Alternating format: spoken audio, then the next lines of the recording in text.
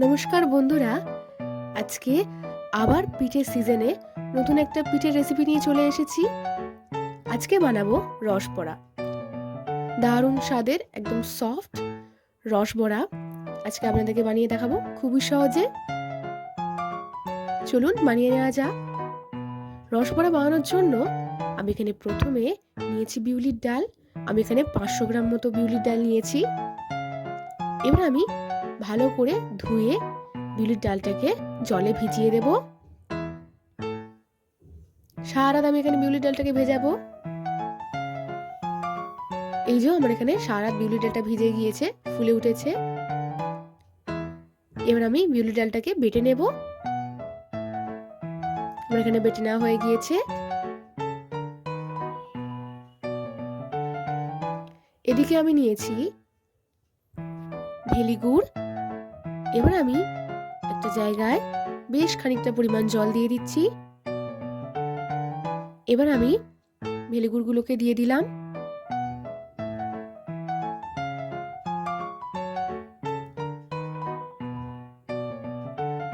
ভালো করে নাড়াচাড়া করে নেব।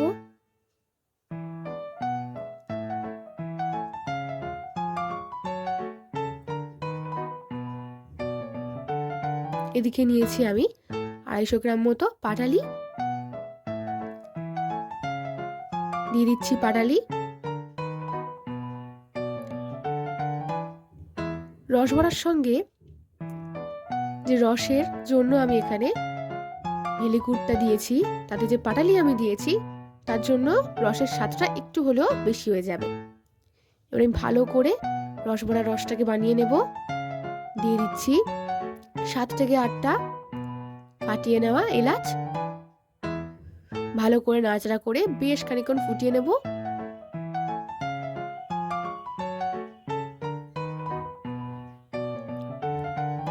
এবার আমি দেখে নেব রসটা চটচটে হয়েছে কিনা। চটচটে হয়ে গেলেই মানে আমাদের রস রেডি। আমি গ্যাসটাকে বন্ধ করে দিয়েছি। এদিকে আমি একটা জায়গায় বিউলির ডাল বাটাটাকে ঢেলে নেব। একটু বড় জায়গায় যাতে ভালো করে ফাটানো যায়। আমি হাত দিয়ে ভালো করে মিশিয়ে নেব এরকম ভাবে।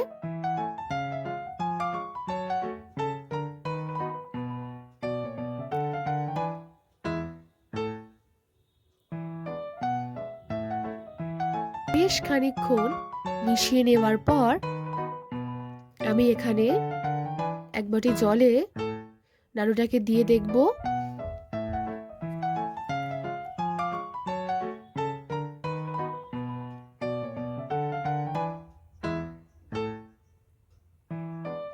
নাড়ুটা জলের উপর ভাসছে, তার মানে আমার মেশানো এখানে হয়ে গিয়েছে।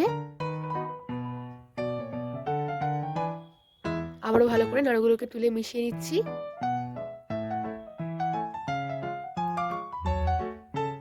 আমার এখানে ডাল মেশানো একেবারে রেডি। এবার আমি শেষে দিয়ে দিচ্ছি সামান্য পরিমাণ বেকিং সোডা, মানে খাবার সোডা, আর দিচ্ছি এখানে লবণ।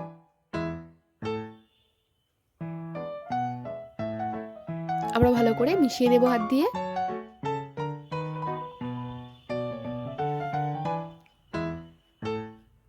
আমার এখানে ডোটা কমপ্লিট।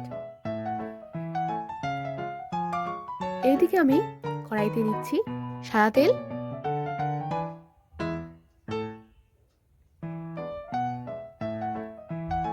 ভালো করে তেলটাকে গরম করে নেব।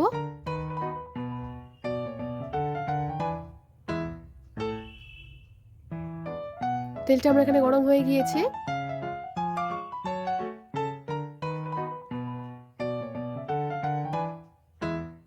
এবার আমি এক এক করে বড়াগুলোকে ছেড়ে দেব।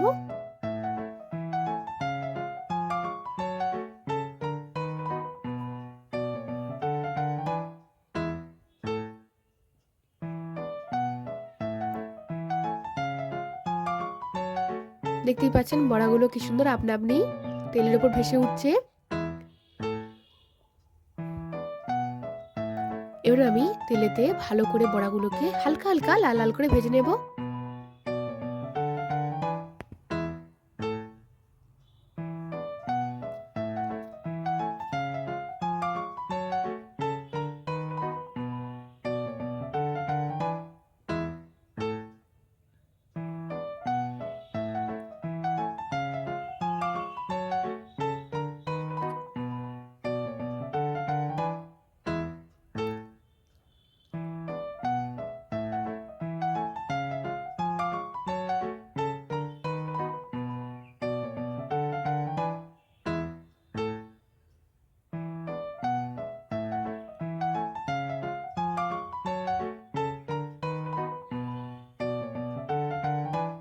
আমার এখানে বড়াগুলো ভাজা হয়ে এসেছে,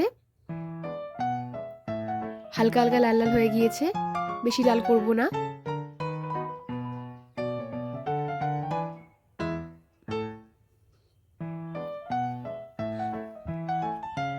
এবার আমি বড়াগুলোকে তুলে নেব।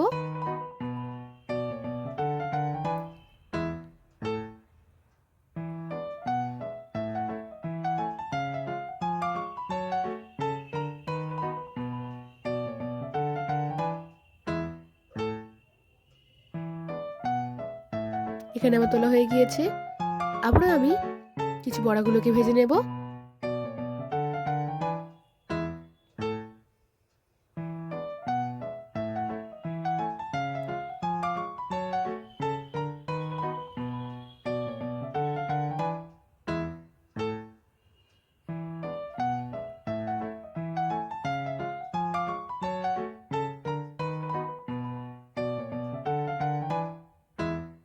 দেখতেই পাচ্ছেন বড়াগুলো কি সুন্দর ফুলে উঠছে।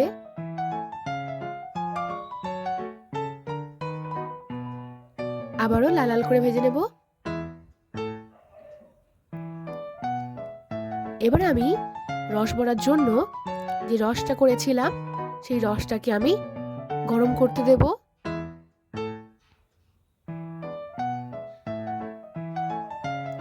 কারণ আমার গরম রসের ভেতরেই বড়াগুলো গরম গরম দিতে হবে, যাতে রসগুলো তাড়াতাড়ি ঢুকে যায়।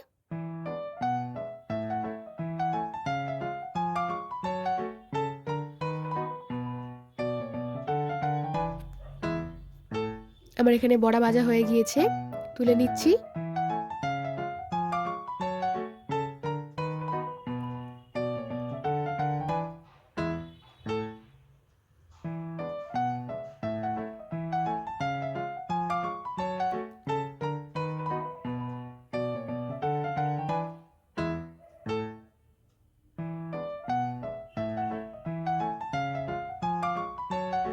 এদিকে আমার ভাজা হয়ে গিয়েছে, তুলে নিয়েছি। এদিকে আমি যে রসটা গরম করতে দিয়েছিলাম, ভালো করে গরম করে নিয়েছি। গ্যাসটাকে বন্ধ করে দিয়ে রসবড়াগুলো দিয়ে দেব।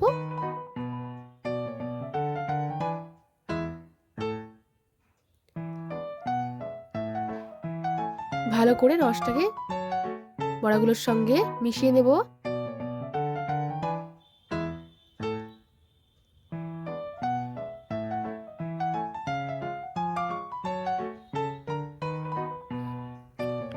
এবার আমি বাদবাকি বড়াগুলোকেও ভেজে ভেজে রসের মধ্যে দিয়ে দেব। আমি এখানে দিয়ে দিয়েছি।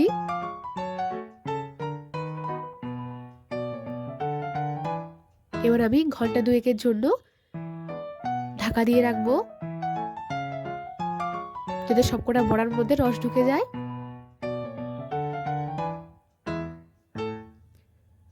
এই যে আমার এখানে ঘন্টা দুয়েক পর সব বড়ার মধ্যে রস ঢুকে গিয়েছে। আমাদের রস বড়া রেডি। এবার আমি দেখাবো রস বড়াটা কতটা স্পঞ্জি হয়েছে। ভেতরটাকেও আপনাদেরকে দেখিয়ে দিচ্ছি। এই দেখুন, রস ভেতর পর্যন্ত ঢুকে গিয়েছে।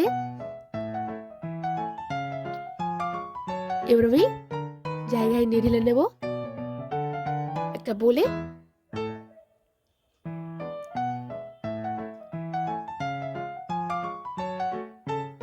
তো আমাদের আজকের রান্না রস বড়া রেডি। ভালো লাগলে অবশ্যই লাইক, কমেন্ট এন্ড শেয়ার করবেন। আর হ্যাঁ, সাবস্ক্রাইব করতে ভুলবেন না যেন। Thank you.